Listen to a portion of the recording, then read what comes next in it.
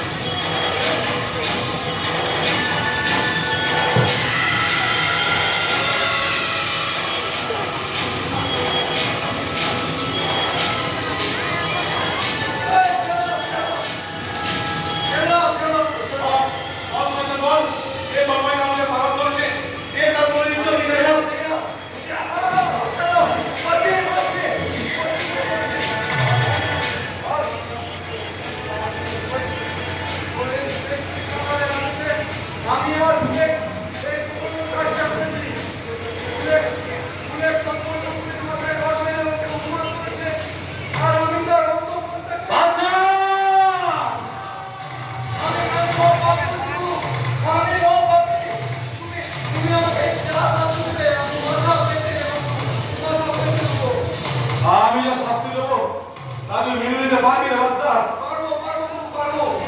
তাহলে সর্বহারা কাজলকে তুই বিয়ে করলে বাচ্চা।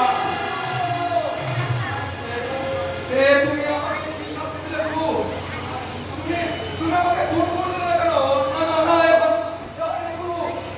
তুমি আমাকে মেরে খাবো। কেন কেন তুই কাজলকে বিয়ে করতে পারবি না?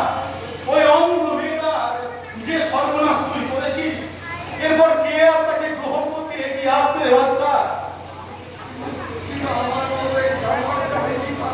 এবার জানোয়ার থেকে তুই এবারে মানুষ হবে বাচ্চা।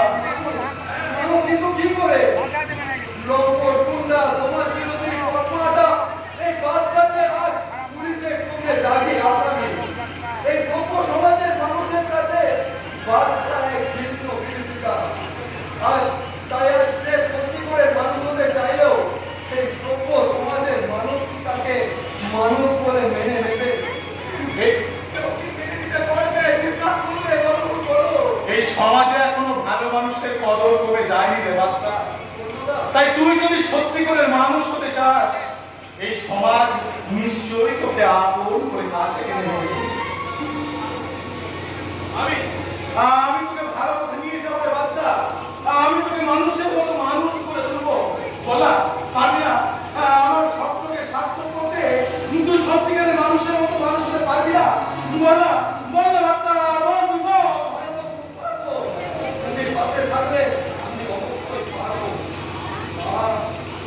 আনন্দে আজ আমার মনটা ভরে যাচ্ছে। আমি ভালো হব, আমি মানুষের মতো মানুষ হব। কিন্তু আমার কাগজ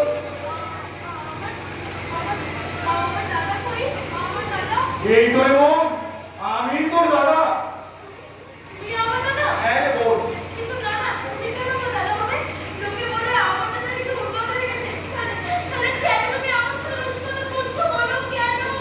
ওরে বোন, নাই বা দিলে ভাতৃ আর ভাই ফোটা, তবুও কি একটি বারও আমাকে দাদা বলে ডাকতে পারবি না?